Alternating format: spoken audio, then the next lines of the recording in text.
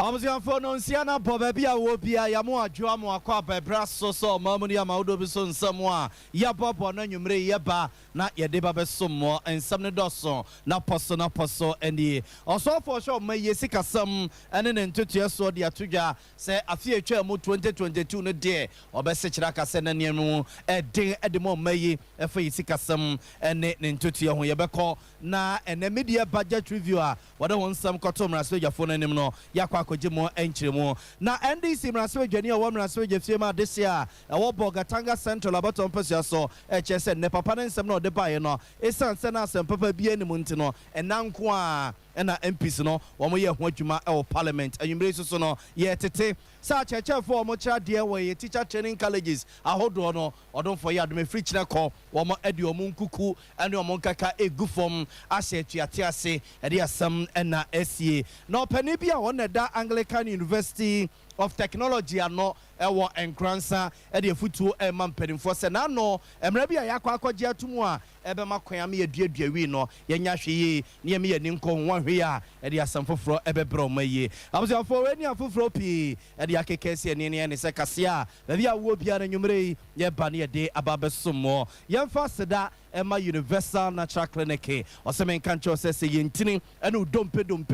ene tutuo ejawa furniture Universal Natural Clinic yen hwede yen ho adwuma sentini no mo sisie so dompe ni se bu sa frechie sa toafo ho sa usisi anase sasabropa na wo so abusiafo furniture Universal Natural Clinic yen dompe ni mo adwuma enfama siatica to asesa etwetwo pa ama oje wo anya wasem country say furniture Universal Natural Clinic ni enhwe na yenye ho adwuma enfama e ba ne se stroke no se bubuo sa aka wato fom se bia obi kura ma wadro bia ase ahonkeka ne ye kosoro kakra na nso onhyeda hu empunto bia wo ho Universal Natural Clinic se stroke no ye saw ya de amo se si udada mu bio amo asaso ye fe ahode na ba eche kane no furniture atonsu esline ye bebo nsum hodomo ne yemfa yankase bibidro ya ye de suru isa formisa hwentia ene akekedo kakra de awo no yemfa enka mizo ni 5G no ye guso aye nonum ye de bokase so amana ye de pa mizo no medical kacho se umahudo benum ye obako e de anka nko a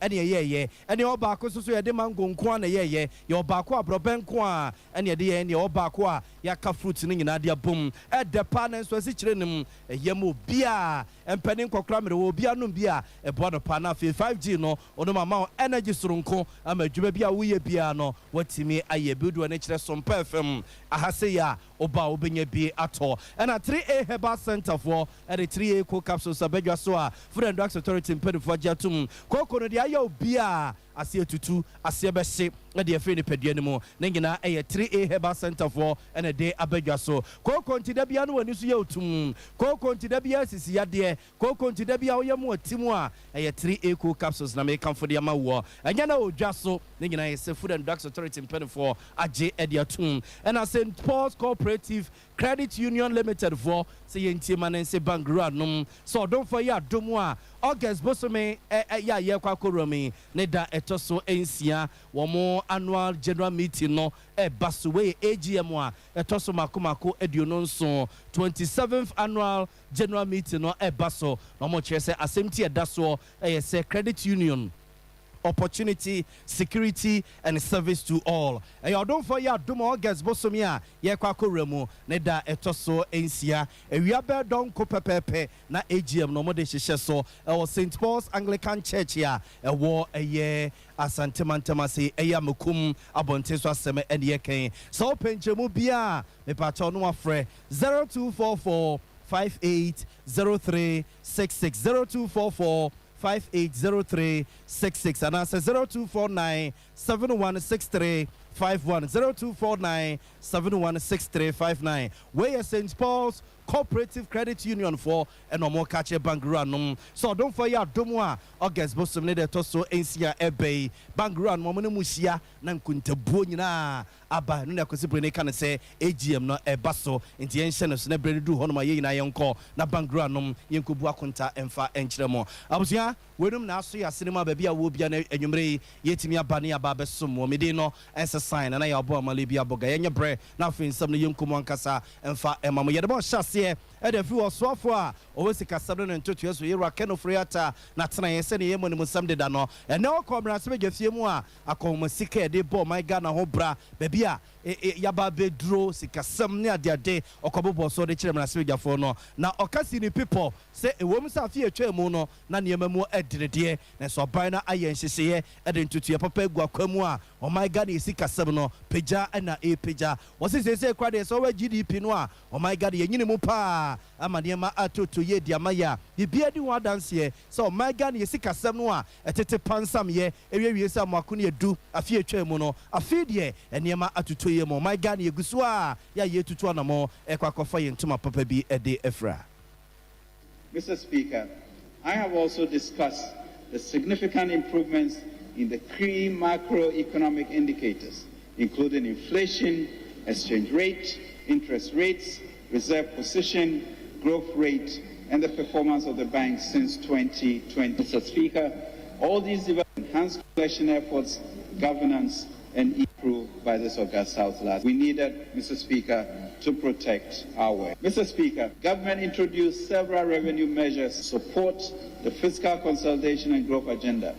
The policy interventions were specifically targeted at growing the revenue base to yield an estimated 1.35% of GDP. The macroeconomic environment has changed significantly since the 2023 budget was presented to this House in November 2022. Mr. Speaker, although pressure still exists and there are formidable risks in the horizon, our economy is in a better position than it was 7 months ago, as the macroeconomic environment has seen relative stability since the beginning of the year. This is largely explained by factors including the positive sentiments following the staff-level agreement reached in December 2022 and the subsequent approval of the 3-year, $3 billion IMF ECF program, the eventual passage of all fiscal measures in the 2023 budget by the House, and the completion of the DDEP program.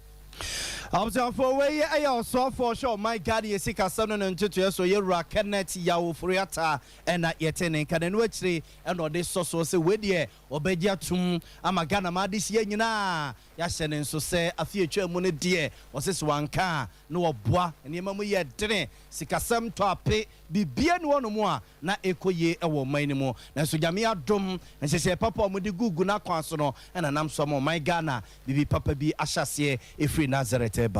Speaker, I'll be the first to admit that it has been an extraordinary difficult year for our country and our citizens. Whilst most countries are still going through difficulties due to what is happening globally, our economic crisis also emanates from fundamental and systemic weaknesses that we must boldly confront. These include our low revenue to GDP ratio, a high demand and dependence on imports, including food products that can easily be produced here, our inefficient power management, lack of robust expenditure and commitment control systems, the numerous statutory funds of expenditure and economic governance, and weak SOE governance. Mr. Speaker, what I have outlined today begins a strong effort on the part of government to address these issues. Most of the structural reforms we proposed in the PCPEC, which we secured an IMF program, are geared towards addressing these fundamental issues. In the next 15 months, there will be renewed efforts to undertake the necessary reforms and implement very critical measures. Mr. Speaker, I want to once again acknowledge the sacrifice that our people have made, especially in the rollout of the DDP, and governments sincerely appreciate all these sacrifices. We are, Mr. Speaker, a resilient people, but we must be resolute if we are to get our community across the Jordan. On our part, we will ensure that we implement systems to enhance revenue collection through compliance measures to bring public finances back to a sustainable path while growing the real sector of the economy, especially agriculture. Abzanfo so for Esika 7 and 2 so ye Rakeno Friata Mananso one watchre and watcher say ono de oba betumre na watchre sie so my Ghana Esika semwa e jensemo na bibia nkoye na bia abefa bia Ghana ma de hye ne ye kema ho no wo se ne ma hyase a e ma ne muso ne ma hyase e kofom na Ghana ma de hye wo hare yen wo se we inflation a ne ma ahyase a etete form kakra emene ba bia inflation ehuri koko gina ye no ahyase a etete form eno no eya dance die se ne ma ekofom e de magana ma de hye eno akene kwasi bro ne kan se interest rate wo se eno so no ahyase etete de form a woni ye koje bosia e wo bank nom ne ade nsi ho a ye de ACC ho no ne nyina ahyase a eba form a wo nyina ya dance die so my Ghana sika sama ahyase a efa ne ntoma papa bi e de efra surplus of 0.7% of GDP and a deficit of 1.1% of GDP on cash basis, and gross international reserve to cover not less than 3.3 months of imports. As I've indicated, we have made significant progress on restoring macroeconomic stability, and the narrative is changing. The economy is showing signs of recovery, the exchange rate has stabilized, inflation has softened, and interest rates have declined since December 2022. Mr. Speaker, these outturns are the results of focused implementation of all the measures we presented in the 2023 budget and the positive sentiments arising from the progress of the IMF program, which I will now discuss. Mr. Speaker, towards addressing the macro-fiscal challenges the economy faced in 2022, government engaged the IMF to support the implementation of our PCPEC program. On 17th May 2023, the Executive Board of the IMF approved a 36-member standard credit facility in an amount equivalent to SDR's $2.242 billion, approximately $3 billion. The program is anchored on government PCPEC and designed to restore macroeconomic stability and debt sustainability. It includes extensive reforms to strengthen resilience and lay the foundation for stronger and more inclusive.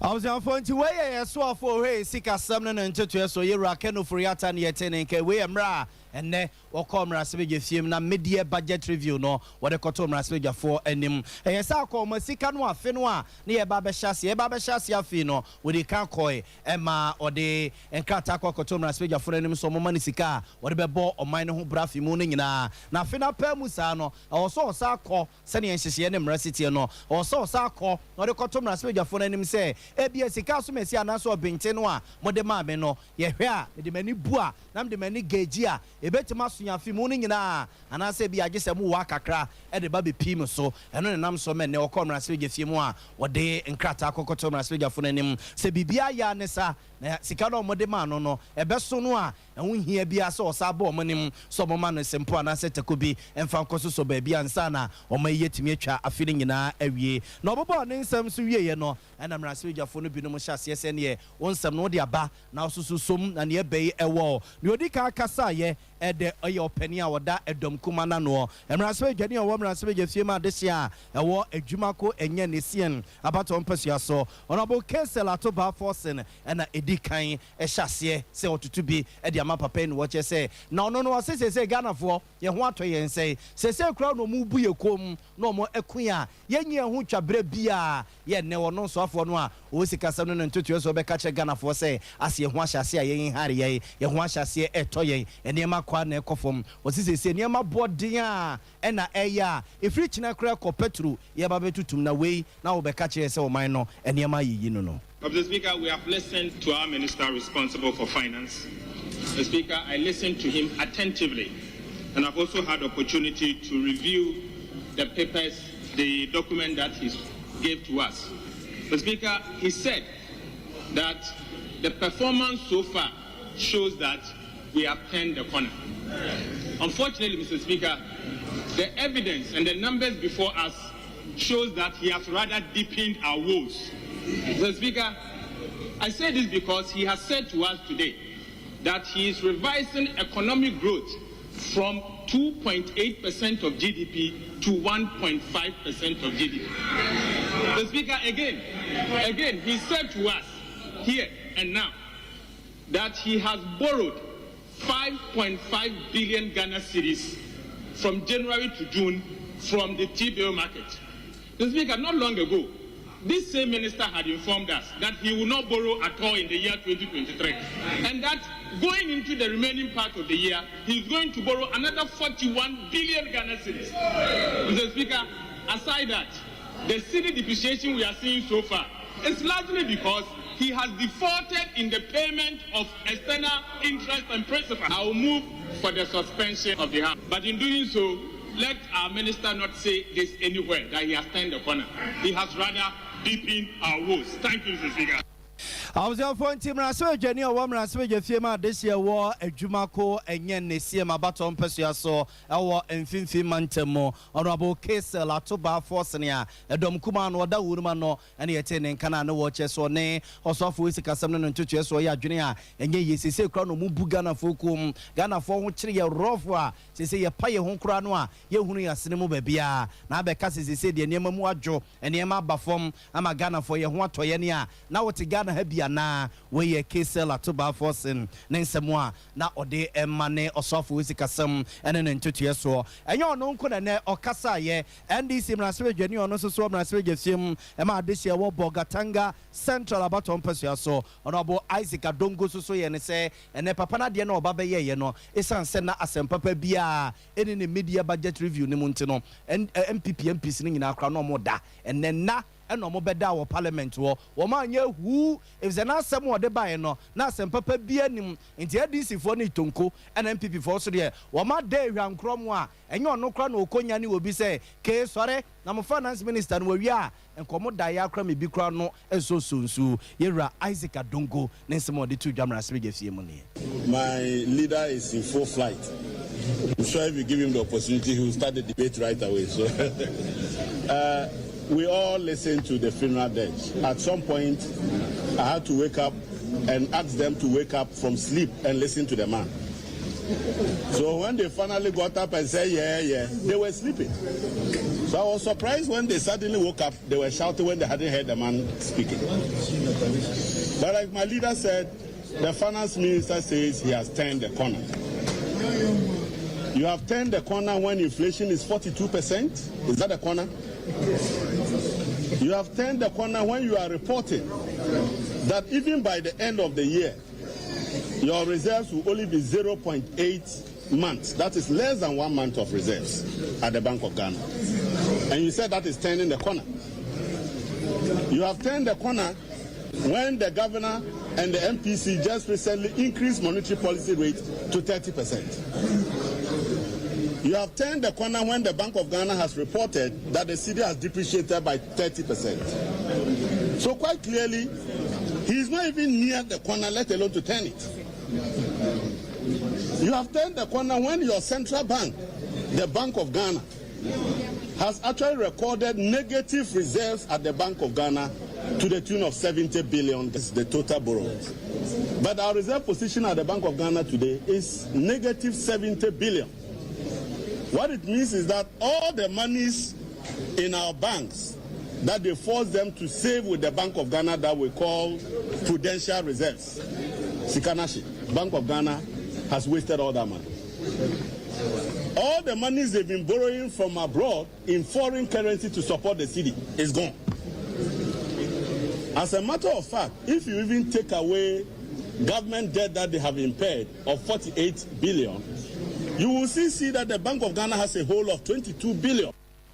Obviously, I want to see NDC Mraswe Jenia no Mraswe Gefima this year war Bogatanga Central abatuo empesia so yera Isaac Adongo ni eten enkanwa na odi edom kuma no enim amoma ye nsɛmtwefo nhyiamu ana nsɛmtwefo abutuma kakra emra na osoafo a wo sikasam no ntoto so wawie ni media budget review no na bra so omo so no omo tutu na sre ne abasa en wo chese ne papa na de no a oba be ye no manti hu titru ne MPP fo no enanko a MPs ne nanko a ne wana susu no otonko ema wo se ba kokora de senye ono ne kopre no se ke sore na de no wawi ankana no kora no ya sunsu ni nyina eye ne no fi se ekoso e wo mrase ge fie me eno no na edom kuma no wi omo de no na honorable say chairman sabunsu a wono soso etua edom kese na no a osaso mrase be gani e de ma de hye wo so me abato mpesua so esoso original ye edom kese na fam ne ekoso ene nsem osofo a o sika sam no ntutu so ebobo so no si no si hu ne ma fa ye ne ono soso eka ye ni. This is a statement and it relates to government policy. Mr. Speaker, I thought my honorable colleague and friend who's been in this house for quite a while will rather lead us onto the path of righteousness. Mr. Speaker, whenever reviews are made which do not include supplementary budgets, they are laid on the table for us. The Speaker, as my colleague from Koku Central has indicated, it is not possible with such documents to read the entirety of the document. Certainly you may skip some. And if you don't even leave it, assume you even read everything, the Hansard department may not be able to capture everything. For purposes of doubly checking, assuming you even read everything, it's important that we have a copy with us to serve as a benchmark. So, Mr. Speaker, I don't see why we should be litigating this matter. It's by convention and practice. That is what we've been doing, with the greater respect. But having said so, Mr. Speaker, you asked for an indication. And my colleague, the minority leader, who at the very outset was indulging the finance minister to move a motion outside what is required to be done by the minister, now wants to begin his own debate. Again, outside the arrangement that we have made in this house. He was part of the business committee that agreed that we will stand the debate down, even though it's a statement, for at least 24 hours. For at least 24 hours. And he's trying to construct a very wobbly foundation. I'm for a year, Mrassebe, Jenny, or Wamraswe, Jeffima, this year war, so I mean about on Persia, so a domkesia, a Wamraswe, Jeffim, or not, and a year can for Dano, and now, no so, send your neck, and Friata, a Sibubon, some so far, ye, now or chichin, Simo, a day, Echreno. Nianko, Manoso, Yanu Penny, Prince Obria Boa, and Kunkudin Como, who will be a weapon ye pa, a Usika Samanin and Tutu your home. Nene, also for Usika Samanin and Tutu, so you're a kind of Friata and Samoa, what the Kotu Gamma Swedish Yamua, or Chester number 1, economy no a ye ba. Ye GDP se baby e gina no ye interest rate so aba form e ma inflation so no tete a e na etete ba form ene ade no wo mo a wo ma beni sikasam ene ne ntutue mu no saa ene tie ye kodwomu a saa na ne mate ana Prince Majoy minua mejo so na nwumre na magima di se wo ho ye Oba de adaroma bibia eboko yeda erade ase ene yeso ofo we sikasam no ne ntutue so e ma ye hu tebia o mine wom ene mpemprenso a yaba bedru ene baby e de ye ni e kire wose se de obeka ne se eniema mu ya ne sa interest rate e ba from inflation e ba from GDP so ejina ye nti ebeka se eniema ya ne sa na mo a mo wo form no mo hu no ano a yo dedi kai mechia wo na machia wo tiefo ni ahwefo na beka se budget we Minister of Finance try say obey every information out the amatememu for me who the way o man is here then AC ko nti me kan say a reality statement no make here but no kure woman say budget no from baby ametie no was not inspiring and your budget here a day and munyam shana say di enkenyan e baaye anything so utie finance minister the statement ya no making nyina say economy no has rebounded back by all indicators I be supporting the statement na o make no was showing otherwise. For example, we see a revise the GDP growth afimuni nyina ne ekwan ni nim say economy no ebe fa so enyini no ya te so de eden e de aba fom e de abedu 1.25%.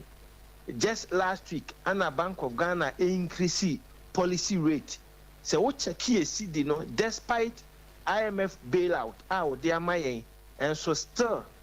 CD no area air economy nkete. Now the total the statement say economy na sa rebounce back here.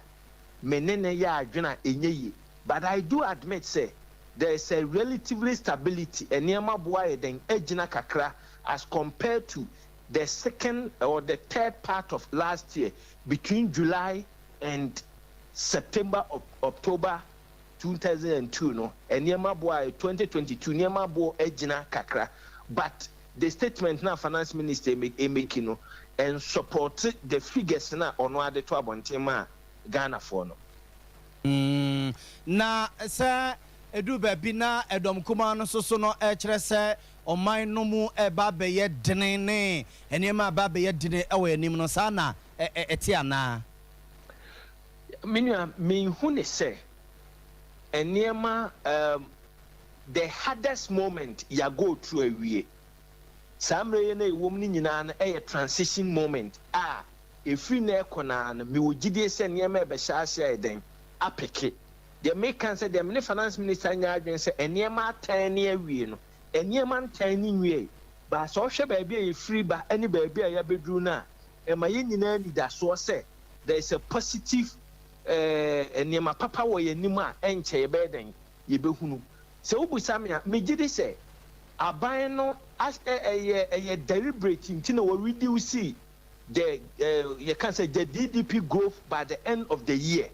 Me gidi say figure na odi ato ho no aban ne ba yemo ebabo no ho modern than the figure na odi ato no but I said the on person odi be kosuru bebre ne du ho aya akase wantimi achieve no wo deliberately we reduce ne said the be ya afi ne be ko na wieye ne wo abon ho modern abro de odi to ho no mpo so a ya kasa aban na ya den aya de ba wo kan nyina de bom wonsamfo ani a me gidi say economy no ya enjoy stability at least fan obo aya den ejina inflation for the last 3 months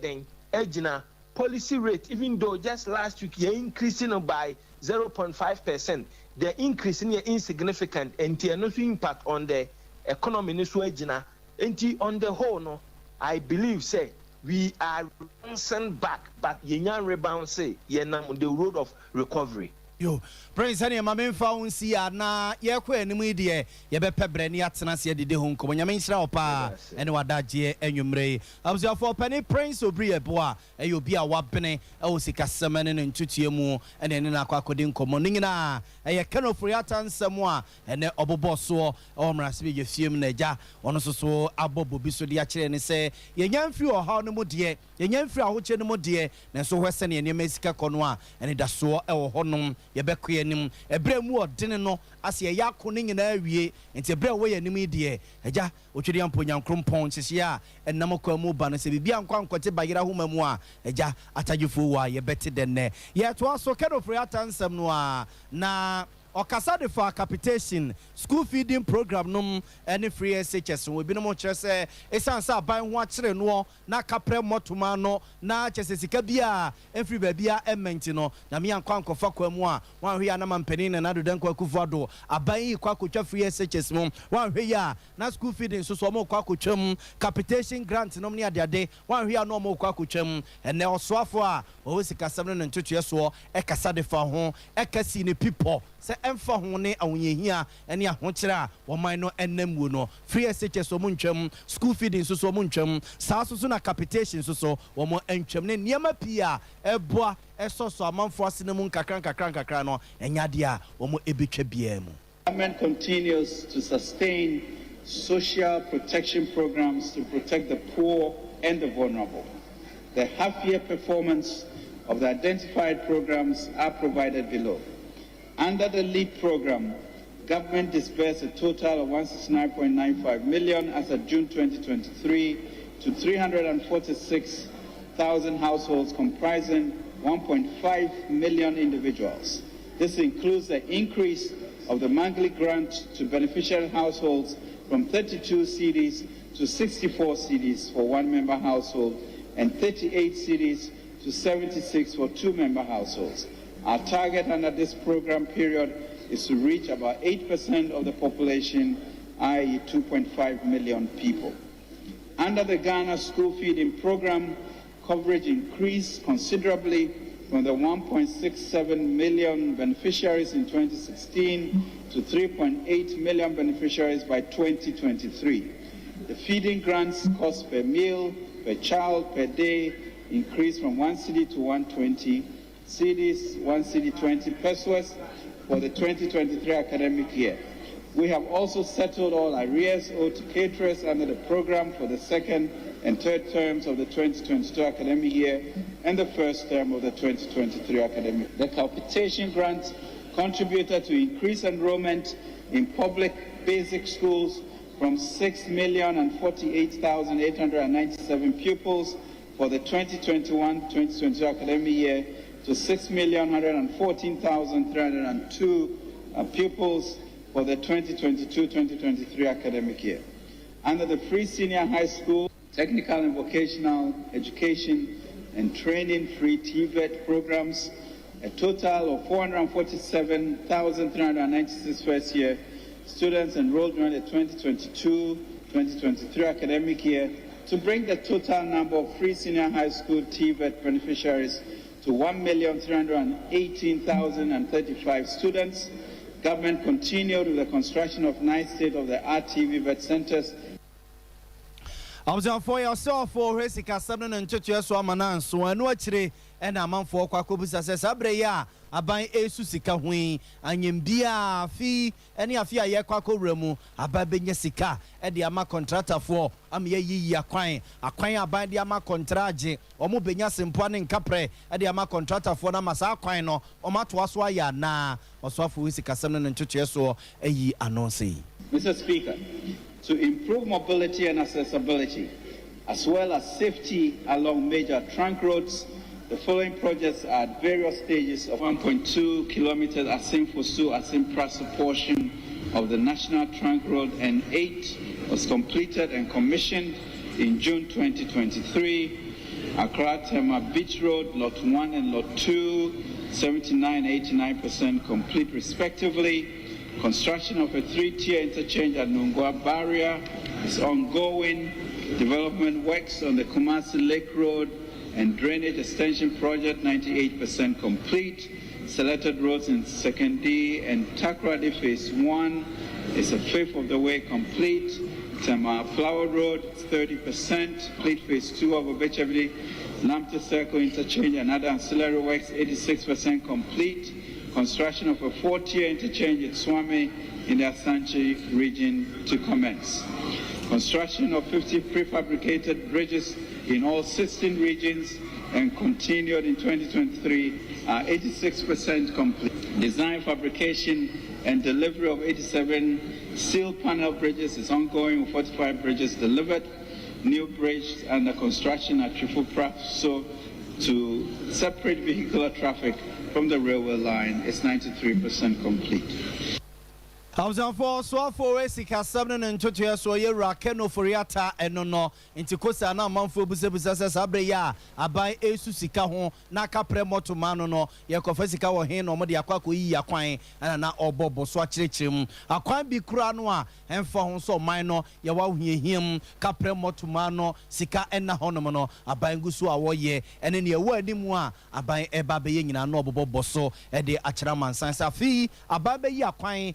so about the mama contragia, or more agency come from our contractors, no, or more watching him, say or mobe pisca, and your mama would mean I said, Baye, now acquire our gun and you know, my mama contrageno, contractor for bit me every evening now. Now, oh, yes, so no, and Raspeja phone binum so no, church or Madrid Cacra edifa home, and Raspe Jenny or woman Raspeja Fima this year, a war go more west about on Persia so, a war infinity mantemo, honorable Richard Jan so no, a say, or so for Hesika 7 and 2 years within one year pa, and then some more deba ye, and Nino instead of who baby actually be in John dear, yao dear noir, and we didn't wapapano. Mathematicians will tell you it's a boring to the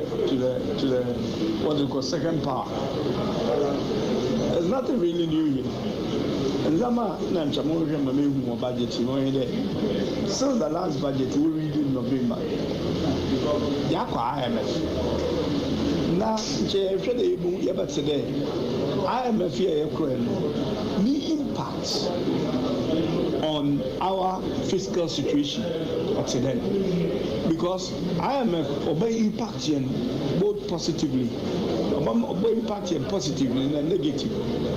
Positively, there are some revenue, another revenue, changes, maybe your revenue.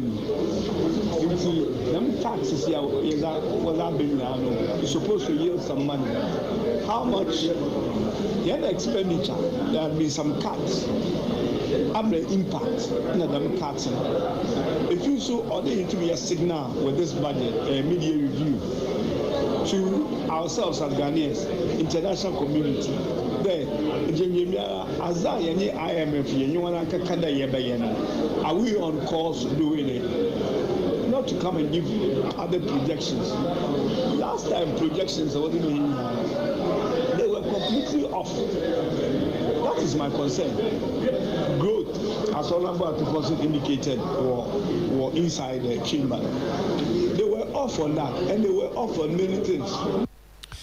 Abusia wa yamra sebe dwani o wamra sebe jefie ma this year war go mo West Abaton Pesuaso ne den de Honorable Richard Jan ena yete ne kanana no si ya ena ni yamra sebe dwani ono so wamra sebe jefie ma this year e war Cape Coast South Abaton Pesuaso Honorable Kwaku Reket Hagan so e de so se IMF ne die baby do my Ghana bekwa kujina no enya asem keto no so dia o de so ni. Mathematicians will tell you it's a boring to the what they call second power. There's nothing really new here. And Zama Nanchamo Mame budget since the last budget we read in November. Yakwa IMF. Now today IMF here me impact on our fiscal situation today, because IMF impacting both positively, impacting positively and negative. Positively, there are some revenue, another revenue, changes, maybe your revenue. Them taxes here is that what I've been now. You're supposed to yield some money. How much? The expenditure, there have been some cuts. Have the impact in them cuts. If you so order it to be a signal with this budget. Abusia wa yamra sebe dwani o wamra sebe jefie ma this year war Cape Coast South Abaton Pesuaso ne den de Honorable Kwaku Reket Hagan ena yete ne nkana ni nyina eyo sofo isi kasam no ntoto so akomasika ode ho nsem ekokoto mra sebe jafo nanim na no wo kire se IMF no aye koye no insunsanso obenya ewo yenye so ene yesika sam ene ho mpempena wade so no papa ne nsem obeka ye nyina no wa mo ho wa ba kokora amfa nkire Ghana fo ase IMF no nhyeda enkonko kaye biene na so no de o petete kremu akwan bia so IMF na ye koye ne de ebenya nsunsanso o yesika sam ene ho mpempena wade so na busia osofo yesika sam no ntoto so wasa toa so na no domestic debt exchange program wa wonoma ayeye no yera kanofro yata kasa de fa ho se aboa pa ama bai no hwan ha ne kakra eno kra de nam so ama sikasem ahyase etutu ye de mo man yi no. On the domestic debt exchange program, on 5th December 2022, government launched the DDEP in a transparent manner while seeking to minimize its impact on bondholders. After 3 months of negotiations with the different bondholder groups and amendments to the original terms, government successfully completed the DDEP on 14 February 2022. Total bonds outstanding at the settlement date amounted to 126.978 billion Ghana cedis, of which 29.286 billion were held by pension funds, bringing the total eligible bonds to 97.7 billion cedis. The ministry received final participation of 88.9 billion Ghana cedis, representing 84.9% of total eligible bonds. The DEDP has provided the government with increased fiscal flexibility and addressed cash and other liquidity constraints. Once again, we are grateful to all investors who participated in this exchange. Mr. Speaker, to complete the domestic debt operations, government announced in April 2023 its intention to further pursue the discussions around the following domestic debt instruments, which were excluded from the DDEP perimeter then: energy sector independent power producers, cocoa bills, local US dollar denominated bonds, and Bank of Ghana non-tradable debt. Out of these remaining debt instruments, government launched debt operations for the cocoa bills and local US denominated bonds on 14 July 2023. The settlement date is today, Mr. Speaker, 31st July 2023, and we look forward to a successful operation. Also for Sika Sabnon and Tutuaso Manan, no actually, and Ode Esoso says Sika, Nanka by air anymore, see a benya, a dear free wire, ye call, ye call, we are singing a German Swakaton, Dudumo, says Sika no, afi a year 2022, August Bosuminimo, a day Ebera 2023, the February no, so at a pa. Yeah, no, a cow may seek a seven, so then you know, a bino, a yen to tia nesefata, and said that Anka Ghana phobia. Despite signs of modest growth in early 2023, persistent high inflation and the global financial market turmoil are proving too strong and dampened hopes of a robust recovery. Mr. Speaker, the price of crude oil declined by 15.7% between August 2022 and February 2023. This was due to a weakened demand, largely attributed to a huge decline in oil consumption in China.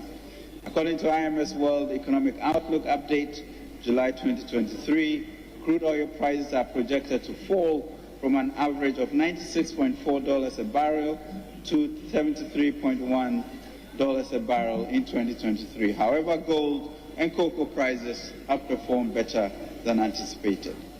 Mr. Speaker, on the domestic front, global developments severely impacted the domestic economy. The performance of key indicators in 2022 as follows.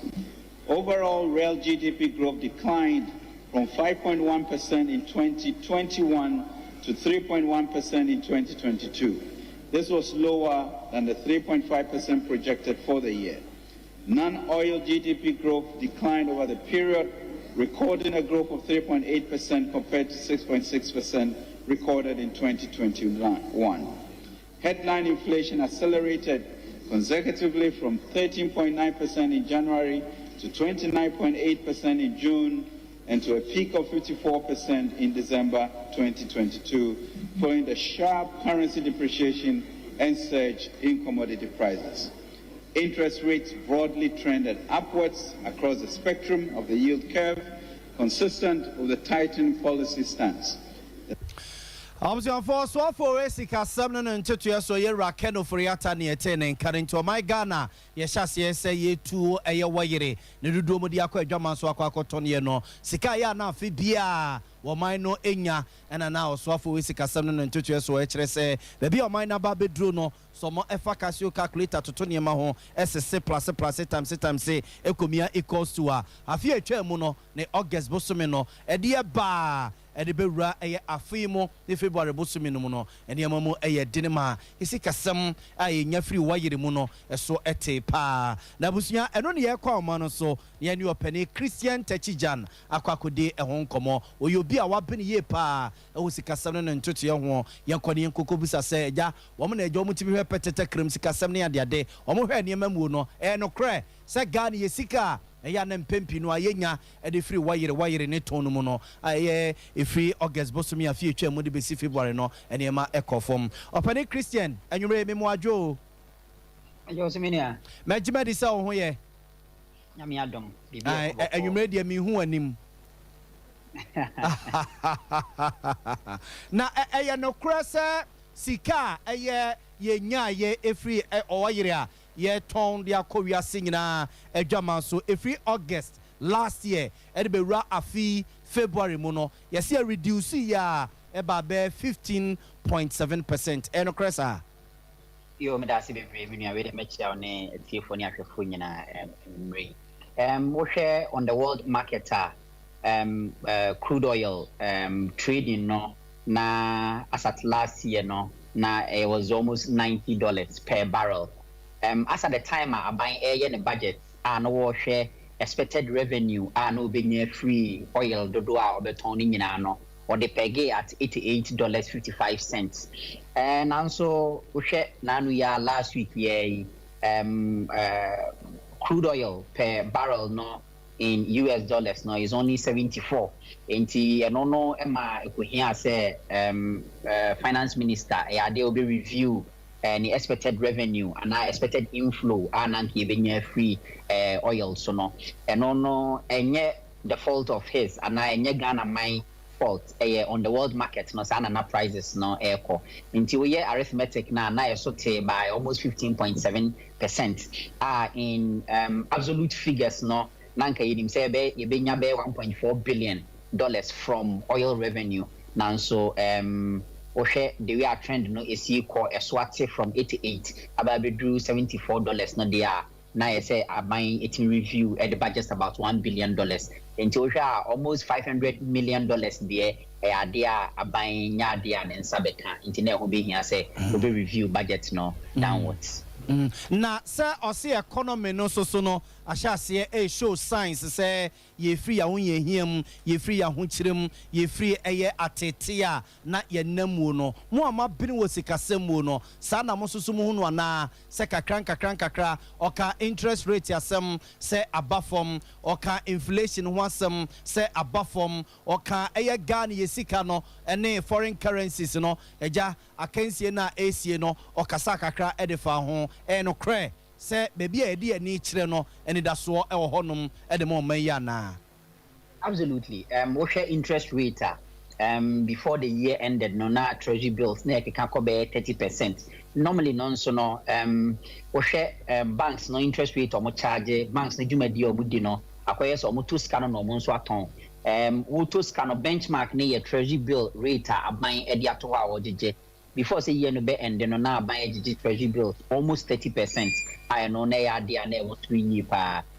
no so ma interest rates no so our banks charge e wo bosia so no so na wo soro some way ya dia treasury bills are doing just about 22%. Enti interest rate our banks no so charge wo loans no so no and also above form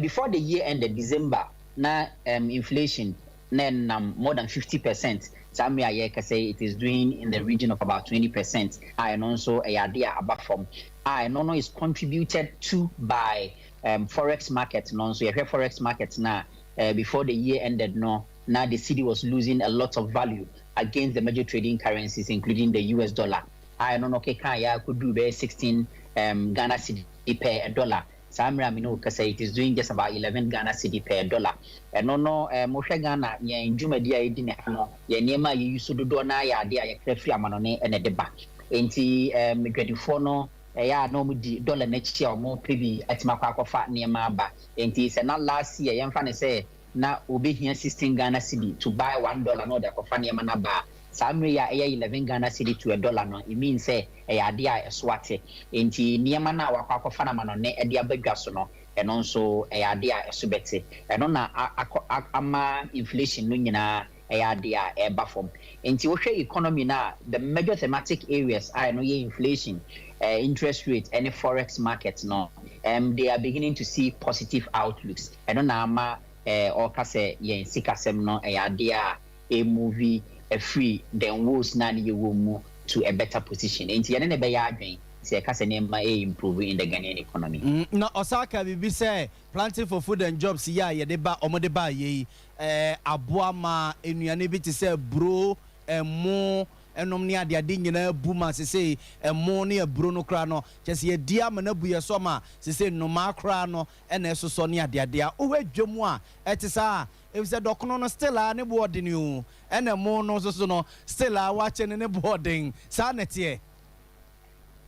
o share on the food market yes a bit maka say e ade a aduane abupa ye mfechire he ya Fransa echiko bayere ne boa ye fofofo anwumre ya akra na mehwe ye banku bi ana omoka with 25 Ghana cedis no banku balls mako 27 na otimi nya free mu nti e beka say aduane de e ade a abu if you ask me name the intervention of government through the planting for food and jobs na ama aduane abu sa but esi ehu ni say akuafo no nso aduane abu no na prices nso e kofom na nti emfa ne say me ne wa say bi yenya akuafo na ye de ani say ye bedi no yen mum ne ye ho atoyen na akuafo no nso omo nso kodo no bae no a omabre omumogya ani a saa nri anka no bae na ba omufin sie bi anka ombenya sika bebre obetima ton na ombenya sika bebre no aduane mbo ayefo e wo market enti I'm sure say omo no nso no they are not smiling at all saa nri a ye kasei enti aban ama aduane na bu a omane nso ho a putting measures say ebe na ye betimi astore because by raba abu ofianso market abu on kransa market abu raba ne bo aye fofofo nanso aba be ye fofofo saa mre no ebedu ba bi no na ne bo aye den aban wa niema bi wo ebi anhihye mu say obitima to sa anuani e de astore ebi aburi ye be dry e de agu ho na time akombe ba no ye nyina ye betima se anya bi di na bo no entimi enkosoro bebre saa na se ye jai ne saa manoma no na asoso ne saa na afie bedu ba bi na eno nso ekoma ba enti ni nyina ye ade a obeka ne se value chain no aban enya nwie ye wa ye duru ba bi adwene na ba na nso kwan ye be fa so ye be preserve ana ye be protect se be na ebedu ba bi na ekoma ba no ye benya ibi ato edino. I think that should be the focus of government now. Yo, Christian Yada Sepa, no wadaje enyumre jafe na media budget review no wabobon sam so awie. Enti eja yeguso aye kwa enim no ebedu baabi ne yebesa hia wa yebesa bo pono bi. Onyame nhira ene wadaje enyumre. That's we be me. For Penny Christian Techi Jan yene akwa kodin komono enim de for pa e wusikasam ene ehom pempra wade yene akwa kodin komono ne nyina ensema yura keno free atakan ye sesika ye nya free ye woyere ne ton mu no free August bosome afie twa mu no mo e de besi February so ete ye pa edu ba bi ne nke ya ha o my God ne sikasam no ene ne kokodi ho komono na no akire planting for food and jobs yura keno free ata yo kan ye e de fa ho ni. Mr. Speaker, planting for foods and jobs has brought substantial improvements in Ghana's agricultural sector. This has resulted in increased food security, employment along agricultural value chains, and accessibility of raw materials for developing industries. The program has directly contributed to increased crop yields for major food staples such as maize, rice, and soya by 135%, 67%, and 18% respectively within the period. After a comprehensive review, government is finalizing PFG Phase 2 to ensure a more efficient and targeted support for the agricultural sector. The key elements of Phase 2 are inputs credit systems, storage and distribution infrastructure, commodity trading, and digitized platforms. Mr. Speaker, I can also report that efforts towards promoting commercial agriculture, building technological capability, and advancing digitalization under the Ghana Cares program are on track. Last year, I indicated the government is spearheading the Economic Enclaves project to establish growth poles in key locations, including Kasunya, Greater Accra, Kumawu, Ashanti, and Banda in Otiri. I'm going to wear planting for food and jobs and someone ye raken of Riata eka ede efa hon eno ningina eye planting for food and jobs no baby yaba bedru se mo ebu enuane ebuso ema udu baby kra no a okoka ntokwa na akwa akoye bayire ne edi brim wo okoka ntokwa okwa asante achema gogonom ne ade a ne ede body ebrim wo okwa akoma danso so a ntosi kana ne esi emu omre sese nyame adom de aba ne mu odene pa enom ne ade no ena na yira keno friata wokasa ede afa ho no ye to aso na yedemo akọ colleges of education echechefo a omo chirade awo ye teacher training colleges ahodo num omo ekrata abusia ababeto na so anwumre ya na ntete no enese omo ese omo de to Ghana fo anim sembeka hye ne so a omo ene National Labour Commission mpanimfo edidi nkomo a ɛma nkomodidie no mu no ɛba ɛbɛbɛtɔ dwa sɛ wɔn akatua ho nwanam ɛne akatua a ɛsɛ fata wɔnum sɛ akyerɛkyerɛfoɔ wɔn kyerɛ adeɛ awɔ yɛ teacher training colleges ahodoɔ no mu no asa ban ɛmpɛ sɛ ɔbɛgye de atom ameyɛ de sɛ sika no ma wɔnum ɛna nam nso ɔmo yɛ no twema mentwe a abusua wɔn aba bɛdu baabi sɛ nsuo tapo nkyerɛni a wɔgye wɔn ntimi bio nti wɔn ɛse efiri ɔdomfoɔ yɛ adom ɛkyina kɔ akyerɛkyerɛfoɔ wɔn kyerɛ adeɛ ɛwɔ yɛ colleges of education ahodoɔ no mu nyinaa ɛde wɔn nkuku na wɔn nkaka egu fam abusua sɛ wɔwɔ sese a ɔmo yi mu yɛ colleges of education no ɛyɛ maako aduanan nsia maako 46 ɛwɔ ɔmo yi mu ɛna akyerɛkyerɛfoɔ hɔ no mu nyinaa ɛde wɔn nkrataa egu fam yɛn kɔ ɔmo no so ne ɔpɛni Prince Obehima nkode nkɔmɔ sitag kuo no wɔn na yɛ president da no yɛn kɔ bisa sɛ nsɛm no wɔn kaa ne sɛ a anso ka ɛnhunu kɛn a sese deɛ kyena wɔn do strike yi ɛhyehyɛ so yi ɔpɛni ma adwoɛ. Yɛrɛ ɔpɛni kɛseɛ. Na asɛm yi ɛkɔbaa ne sɛ nanke anim sɛ National Labour Commission mpanimfoɔ abam mpanimfoɔ a wɔsi kasɛm no ne ntotoɛ soɔ education minister koraa baa mu bi ɛbaa ne sɛ a ama kan a nyankopɔn yɛ adom akyina mo kɔ strike yi. Hello. Nyame anim ni wobɛkae a couple of weeks ago yɛde press about one thing bɛka sɛ sɛdeɛ nkɔmmɔdeɛ ne National Labour Commission ma ɔmo de rail naba out nti na expect sɛ aban bɛdi so. In fact yɛma aban yɛfrɛ no sɛ 3 weeks so from that time no up to the end no aban hwɛ na ntoto no ma yi sɛ bɛyɛ a orders a na ɛwɔ ruling no mu na ɔmo de bɛyɛ adwuma yɛhwɛ anim ɛne ne 31st na sɛbe mpanimfoɔ na kan sɛ koto na mehwɛ woto deɛ ɛnyɛ agopa nti sɛ bosom yɛ aso ne ante aban ka deɛ a na kyerɛ sɛ ɛnnɛ no National Delegate Congress a ɛhyia Kumasi ha no yɛtwe asɛm no ntonto a deɛ kɔbaa ɛnɛ sɛ yɛndeclare strike mpanimfoɔ nyinaa workers nyinaa tutors in all the 46 colleges of education ɛnkɔtena fie damn the consequence ɛnkɔpem sɛ aban bɛyɛ ne ɛsɛ sɛ ɔyɛ ɔsa ne yɛtumi aba adwuma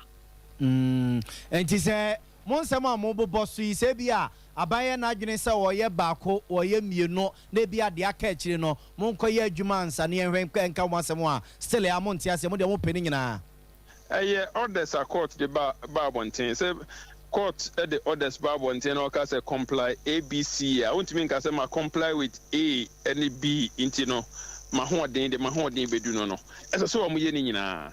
because yɛ wɔ man mu a yɛ expect sɛ aban mum no ɛbɛtwa saa yɛ nyinaa ɛbɛtumi ahwɛ ne yɛdi so aban should be the first aban government and its science should be the first to show sɛ wɔn respect the rule of law ɔbɛdi mmara so na yɛne yɛyɛ by day workers no yɛn nso yɛahwɛ na example a mo asɛte no yɛn nso yɛtumi adi so nti National Labour Commission the ruling ɛba out a test case for all of us said National Labour Commission the orders about out na almost 2 months 3 months won't comply na yɛn nso yɛ decide sɛ yɛnkɔ adwuma na National Labour Commission korɔ naa no ɛbɛtumi ɛbandele around a we will prove to the people of Ghana say yɛn nyinaa no yɛ Ghanafoɔ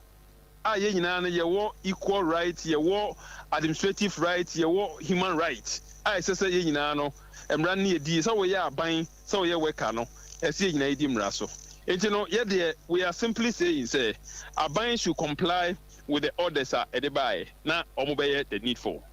Yo ɛne ɛgya yɛn ngo atwɛ ne yɛ mu a nti kyena deɛ monsi school hɔ koraa monsi hɔ koraa ɔpɛni asɛm a yɛka no ɛnyɛ sɛbisɛ me nua bi bɛka sɛ ɛnyɛ fɛdianwerɛ ɛyɛ ade a wohwɛ a from 2021 na sisi sɛm yɛakɔ so a saa berɛ a me ne wo kasa yi conditions of service a 2021 yɛhyehyɛeɛ no ɛno ne yɛda so wɔ so na hwan na Ghana ha ne allowances ne rate hwɛ lorry fare a ne yɛgye 2021 no is it the same lorry fare that we pay so na wokɔ adwuma na wotɔ petrol egu kaa mu na wode kɔ adwuma 2021 petrol na wotɔ no is it the same as petrol na wotɔ ne so we should be I mean real we should live for real so Ghana how we shouldn't pretend see it to workers let's do what we have to do for workers and then we would demand that they will also do the needful so we are simply asking say yenimra so asɛm a National Labour Commission dey about wanting no omuni so and we will gladly also go to work Prince yɛda ase yɛde ani bɛdi akyɛ bibia ne yɛbɛsa ba wo nkyɛ bi yɛda ase pa for Penny Prince of being Himaya president here, or that Colleges of Education Teachers Association of Ghana, Nona, Yekuti, Omo Ensemi, into Yankopo Yadomechna, strike in Ijim, Yebedi Chinia, Heseni Bisiako, Yerekasiane Kwako Ye, Ewo Penny Quanchefua, or that Anglican University of Technology, a war a year. And Krans or campus a one Kransa or Penny or Dano. Dr. Joe Eisen, I know they took us and I know Rebia, Masoja Fona Quacoja Tum says he said, yeah, why ya opes a Udo Wino, Bajela Sense, Nebra, Nekoko Do. And ye dwa ade ya see de bi kwako yenru e de bi kwako yenkunu mu ne ade ade no papa na chese ehu de mo mayi e so mayi ya hyehye mra bebre a mra no won ye wo so mo de o mani di akire ehwe se mra no ye adwuma ye akwakosi ase no wo de mo enye nti sa mra we no a yakwakọ hye ne sa no ehu papa de mo mayi Anna Hanua, your one over the counter and say, you know what? Me topara, baby yama, but me shed their need, say, me sorry and hey, say, Drubia, no quite Bamawana. But I want to believe so. When you're Tramon, this son of my normal. I am said Tramon,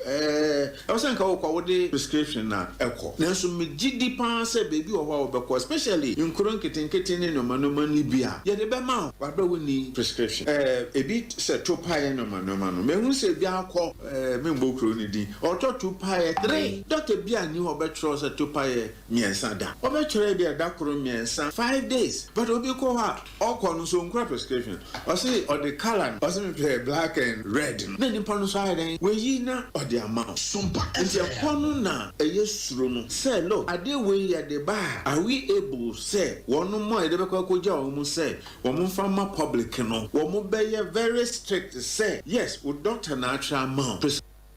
I was for way Dr. Joe Eisen Yeten and Canoni Ednia or Wahine Champoni Din Como, I was Sompa 90.7 FM so our entrance on a rector or the Anglican University of Technology or more entrance campus and no Erekasiano AC Asedan Koma Universal Natural Clinic Missy Dumpi die whether Nisi say ya a man for Sasabro Kanui Unya Universal Natural Clinic Atana Yekwa Sasabro to said DA Atana soon fear to say Nangina be Johnny free peduanimo and a stroke so no ye to twice a young Cosrono you could twice a day amount ya watonsu esly ye bebun sumu honomo and ye nin komo 02001582272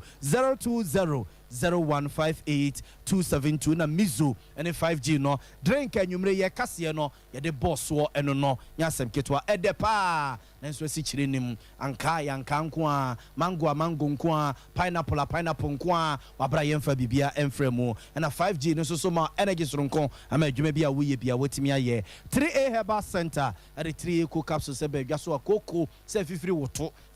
mpo no sa no a wontimi ntena se no abusua kopɛ 3A Eco Capsules na no nom be hia se fifiri wani ho ne wanim wasum da bia de ne ma edochire mu sa no abusua kone kopɛ 3A Eco Capsules na no nom friend Doctor Authority Imperial Jatum enye na ewudwaso open ho nkyeremu bia no afra telephone number 0546 107107 0546 107107 and a St. Paul's Cooperative Credit Union Limited for say inti manense bangiru anom and bangiru for so don't for ya domwa August bosumia ye kwakore mo don't for ya dom ekyen wo mo annual general meeting a etoso makomako aduononso baso na ewia donko pepepe ewo St. Paul's Anglican Church ya ewo amekuma bonten so enti bangiru anom enhye ne so emfa emayen say annual general meeting no St. Paul's Cooperative Credit Union Limited baso odon for ya doma August bosomia nyankopon ya doma kina ye wuramu no ne da etoso ensia ewia donko pepepe ewo St. Paul's Anglican Church ewo amekum open nchiremu ene nkomodie bia no afre telephone number C 0244 580366 0244 580366 and a 0249 716351 0249716351 abusuafo ne da yakoso ya ne petrie gina we so na nwumre nsemo ebobo no de beso mo no ye de mo si ha sei ye de mo se semunya adaje tenase ehwe yen tie yen awo Sompa TV Sompa 98.9 FM bono ene afomantem ne mo ye de mo se Sompa 90.7 FM ayem kransa buno ise ye kentampo se ye techiman se ye kransa ye damase and our Ashanti region asante mantam ne mpotemu a Sompa 93.1 FM wadama so no ye kase ne sente ne bebia medi ede nana ya obo amale bia boga Sompa TV so adama we are singing na etimi hwe kase esa so etie bia seda ekoma production team ebo echi do makoso asum a echinchin fidie ne de mayen asante ebo a Benedict ne 74 penny ya Grace and ade yenko TV ne so yadama se ama mmoniti ne hwe a enyado